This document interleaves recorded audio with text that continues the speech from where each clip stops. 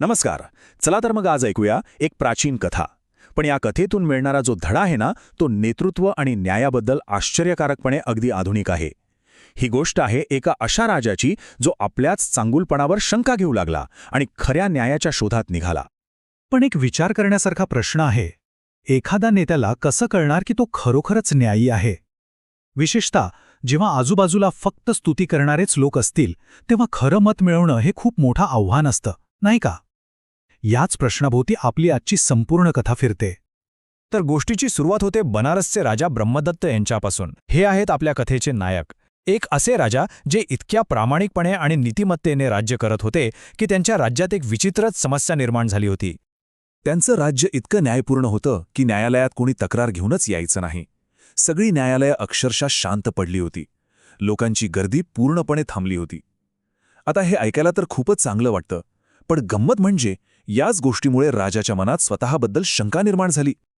आणि मग राजाने स्वतःशीच निश्चय केला. तो म्हणाला, आता माझ्यात काही दोष आहे का हे मी शोधलंच पाहिजे, आणि तो सापडल्यावर मी तो टाळून यापुढे एक चांगलं जीवन जगेन.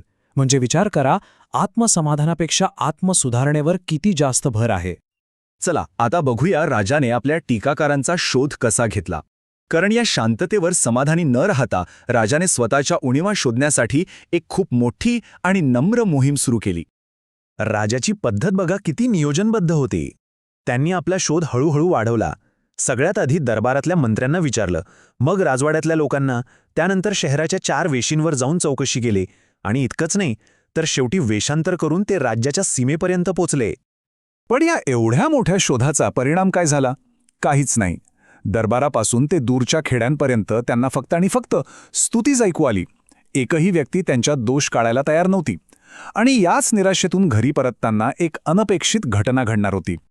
आणि इथूनच कथा एका अत्यंत महत्त्वाच्या वळणावर येते, एका अशा भेटीकडे जी राजाच्या चारित्र्याची खरी परीक्षा घेणार होती. तर राजा ब्रह्मदत्त संपूर्ण राज्यभर टीकेच्या शोधात फिरत होता. आणि हाच शोध त्याला एका अशा अरुंद रस्त्यावर घेऊन आला जिथे कथेला एक नाट्यमय वळण मिळालं. इथेच त्यांची गाठ पडली कोसलचे राजा मल्लिक यांच्याशी. आणि आश्चर्याची गोष्ट म्हणजे राजा मल्लिकसुद्धा अगदी त्याच कारणासाठी त्याच शोधात निघाले होते. म्हणजे बघा, 2 न्यायी राजे एकाच शोधात, एकाच वेळी, एकाच ठिकाणी. केवढा मोठा योगायोग. आता कल्पना करा, तो रस्ता इतका अरुंद होता की एका वेळी एकच रथ पुढे जाऊ शकत होता. आणि तिथेच दोघांमध्ये वाद सुरू झाला. दोन्ही राजांच्या सारथ्यांनी एकमेकांना बाजूला व्हायला सांगितलं, पण कोणीही मागे हटायला तयार नव्हतं. मग जेव्हा हे स्पष्ट झालं की दोन्ही राजे सर्व बाबतीत समान आहेत, तेव्हा हा वाद एका वेगळ्याच पातळीवर सोडवण्याचं ठरलं. ही लढाई आता संपत्ती किंवा सत्तेची नव्हती, तर सद्गुणांची होती. मग दोन्ही सारथ्यांनी एकमेकांची चौकशी सुरू केली.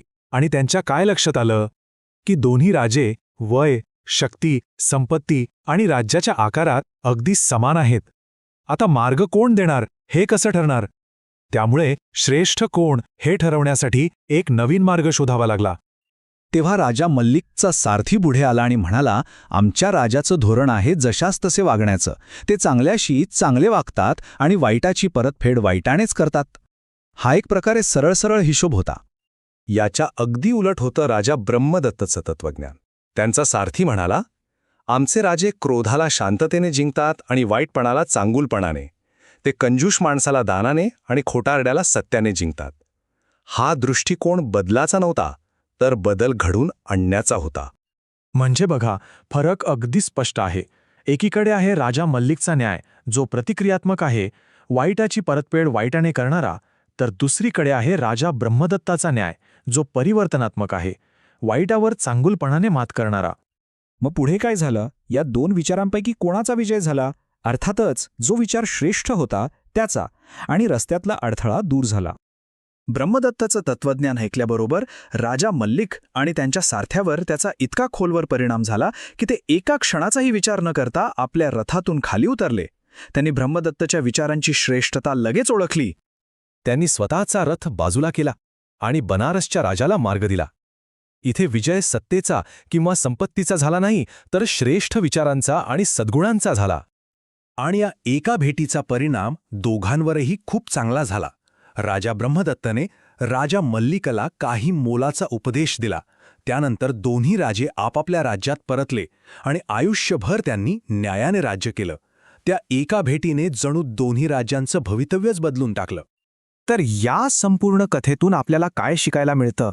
खरी न्यायप्रियता म्हणजे केवळ आपल्यात दोष नसणं असं नाही, तर दुर्गुणांवर सद्गुणांनी सक्रियपणे मात करण्याचा सराव करणं, हीच या कथेची खरी शिकवण आहे.